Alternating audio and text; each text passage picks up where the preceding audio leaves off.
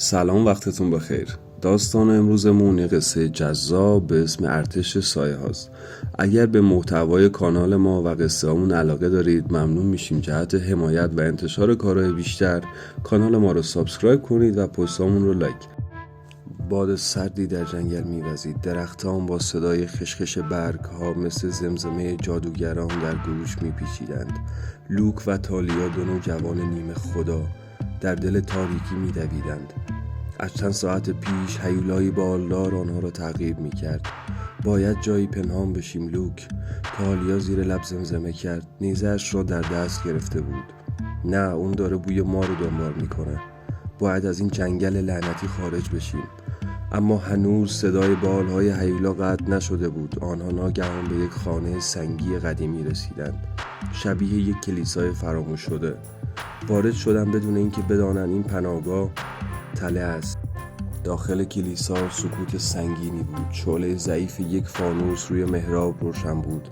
ناگهان صدایی از تاریکی برخاست. خوش آمدید نیمه خدایان جوان، منتظرتون بودم. زنی با لباس سیاه و چشمان براق از سایه ها بیرون آمد.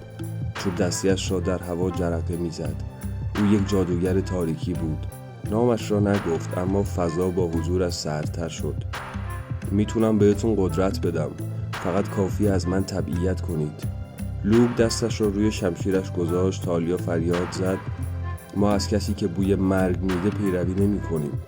جادوگر خندید و وردی خوند. ناگهان موجوداتی از زیر زمین بیرون آمدند. سایه گورکا، موجوداتی نیمه نامرئی.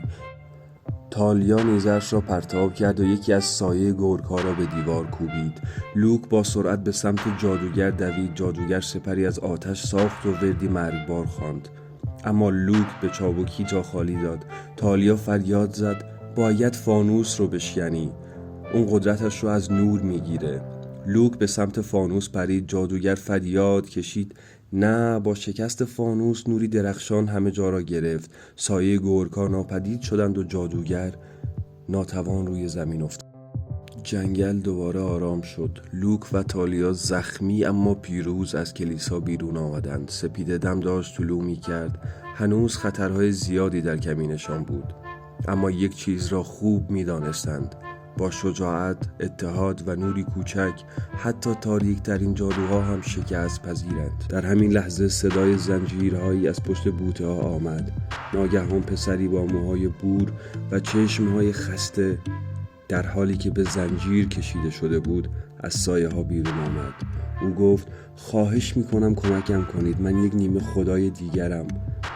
اسم من آنابیسه. آنابیس تعریف کرد که جادوگر همه نیمه خدایانی را که پیدا میکرد میدزدید تا از آنها ارتشی بسازد. او از خون آنها برای تقویت جادوی تاریک استفاده میکرد. تالیا با خشونت گفت باید جلوشو بگیریم. اگه این همه بچه رو دزدیده پس این تازه شروعشه. آنها تصمیم گرفتند به پشت کلیسا برگردند و راه زیرزمینی جادوگر را پیدا کنند. لوک شمشیرش را تیز کرد. تالیا سپر و نیزه‌اش را آماده و آنابیس وردهای محافظتی را یادآور شد. ورودی مخفی کلیسا پشت محراب بود. با جادویی که آنابیس بلد بود آن را باز کردند. پله ها آنها را به دخمه پر از قفس، استخوان و ناله های خفه رساند. لوک زیر لب گفت اینجا مثل جهنمه. جادوگر در مرکز دخمه منتظرشان بود. قدرتش 2 چندان شده بود و این بار ارتشی از موجودات نیمه جادویی در اطرافش صف کشیده بودند. گرگ انسانها، سایه مارها و انسانهایی با چشمان خالی. جادوگر خندید.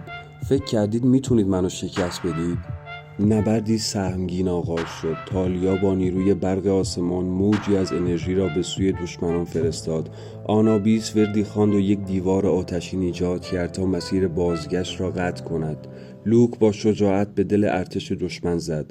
شمشیرش در هوا می درخشید. جادوگر دوباره فانوس تاریکی را بالا گرفت، اما این بار لوک جلوتر بود. با ضربه‌ای سریع فانوس را شکست. نوری سوزان همه جا را گرفت. ارتش جادوگر فرو ریخت و با پایان نبرد اسیران آزاد شدند.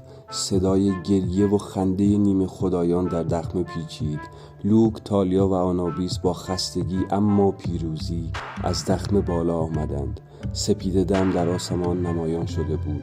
نور خورشید بر جنگل افتاده بود و پرندگان دوباره آواز می‌خواندند. لوک به دوستانش نگاهی انداخت و گفت: ما اینجا تمومش نکردیم. دنیای ما پر از سایه است، ولی تا وقتی کنار هم باشیم هیچ جادویی نمیتونه ما رو بشکنه.